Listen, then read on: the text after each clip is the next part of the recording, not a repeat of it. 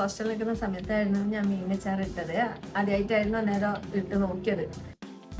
അപ്പോൾ അവർക്ക് ചങ്ങായിമാർ ഫ്രണ്ട്സുമാർക്കും എല്ലാവർക്കും ഇഷ്ടപ്പെട്ടു. പിന്നെ മീനച്ചാറിൽ നിന്നും അത് ചിക്കൻ അച്ചാറിട്ട്. നമുക്ക് മത്തി അച്ചാർ എങ്ങനെ ഇടുക നോക്കുക. മത്തി പൊരിക്കുക, അധികം നല്ലോണം ഫ്രൈ ആകണ്ട.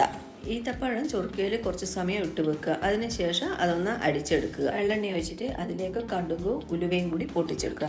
അതിനുശേഷം വെളുത്തുള്ളിയും ഇഞ്ചിയും പച്ചമുളകും ഇട്ടിട്ട് കുറച്ച് സമയം നല്ലോണം വഴറ്റിയെടുക്കുക.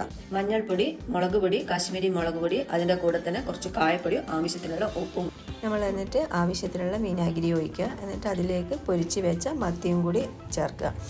എന്നിട്ട് ഒന്ന് ഇളക്കിയിട്ട് നമ്മൾ ആദ്യം അടിച്ച് വെച്ച ഈത്തപ്പഴം ഉണ്ടായിരുന്നല്ലോ, അതും കൂടി അതിലേക്ക് മിക്സ് ചെയ്തിട്ട് നല്ലവണ്ണം ഇളക്കിയിട്ട് നമ്മുടെ ഈത്തപ്പഴം ചേർക്കുന്നതിന് ഇതിൻ്റെ എരിവും പുളിയും ഒന്ന് ബാലൻസ് ചെയ്യേണ്ടിയിട്ടാണ്. എന്നിട്ടൊന്ന് ടേസ്റ്റ് നോക്കിയിട്ട് ഉപ്പ് വേണമെങ്കിൽ ചേർക്കുക. അപ്പോൾ നമ്മുടെ അച്ചാർ തയ്യാർ. ഈ മത്തി അച്ചാറിൽ ഇപ്പം എല്ലാവർക്കും അറിയുന്നത് തന്നെയാണ്. എന്നാലും മക്കൾക്ക് വേണ്ടി ആദ്യമായിട്ട് ഉണ്ടാക്കിയതുകൊണ്ട് എനിക്കൊരു ഇത് തോന്നി. അതുകൊണ്ടാണ് ഞാനിത് ഷെയർ ചെയ്യാമെന്ന് വിചാരിച്ചത്.